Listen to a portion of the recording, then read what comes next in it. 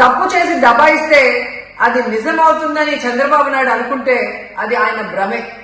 జనాన్ని మాయ చేసినట్టు శ్రీవారిని మోసం చేయాలంటే కుదరదన్న విషయం చంద్రబాబు నాయుడు తెలుసుకోవాలి. నిన్న జగన్ గారు తన తిరుమల పర్యటన మీద స్పష్టంగా ప్రెస్ మీట్ పెట్టడం జరిగింది.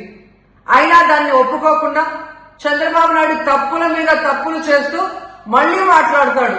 జగన్మోహన్ రెడ్డి గారు తిరుమల రావడానికి భయపడుతున్నాడు, డిక్లరేషన్ ఇవ్వబడుతుంది కాబట్టి ఎస్కేప్ అవుతున్నాడు అని చెప్పి సూటిగా చంద్రబాబు నాయుడు గారికి చెప్తున్నా. చంద్రబాబు నాయుడు జగన్ గారి దమ్ము ధైర్యం గురించి రాష్ట్ర ప్రజలందరికీ బాగా తెలుసు.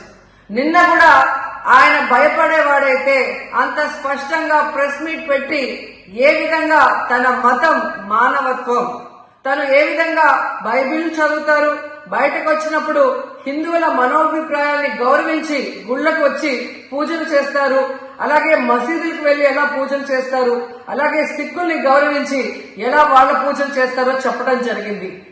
ఈ రోజు మీకు క్లియర్ గా తెలుసుకోవాల్సిన విషయం, మీకు దేవుడు అంటే భయం భక్తి లేదు కాబట్టి ఏంటనేది మీకు అర్థం కాదు. కానీ ఒక భక్తుడికి దేవుడి దగ్గరికి వెళ్ళాలి అన్నప్పుడు ప్రశాంతమైన వాతావరణంలో వెళ్ళాలనుకుంటాడు, ప్రశాంతంగా భగవంతుణ్ణి పూజించాలని అనుకుంటాడు.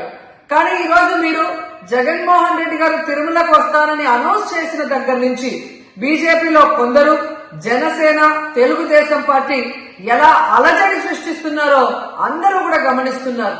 ఏ విధంగా అలిపిరి దగ్గర మేము అటాక్ చేస్తాం, అడ్డుకుంటామని చెప్పటం, అలాగే వైఎస్ఆర్ కాంగ్రెస్ పార్టీ నాయకులందరికీ, కార్యకర్తలందరికీ నోటీసులు ఇచ్చి జగన్మోహన్ రెడ్డి గారి పర్యటనకి పర్మిషన్ లేదు కాబట్టి ఎవరొచ్చినా అరెస్ట్ చేస్తామన్నట్టుగా భయభ్రాంతులకు మీరు ఎలా గురి చేశారు. అండ్ ఈరోజు కుల రాజకీయాలు చేసి రాష్ట్రాన్ని భ్రష్టు పట్టించడమే కాకుండా మత రాజకీయాలు కూడా మీరు ఎలా చేస్తున్నారో అందరూ కూడా గమనిస్తున్నారు. ఇలాంటి వాతావరణంలో దర్శనం చేసుకోలేము కాబట్టే జగన్మోహన్ రెడ్డి గారు ఏ విధంగా ఆ తిరుమల ట్రిప్ ని క్యాన్సిల్ చేసి తన అభిప్రాయాల్ని ప్రెస్ ద్వారా ప్రజలకి తెలియజేయడం జరిగింది.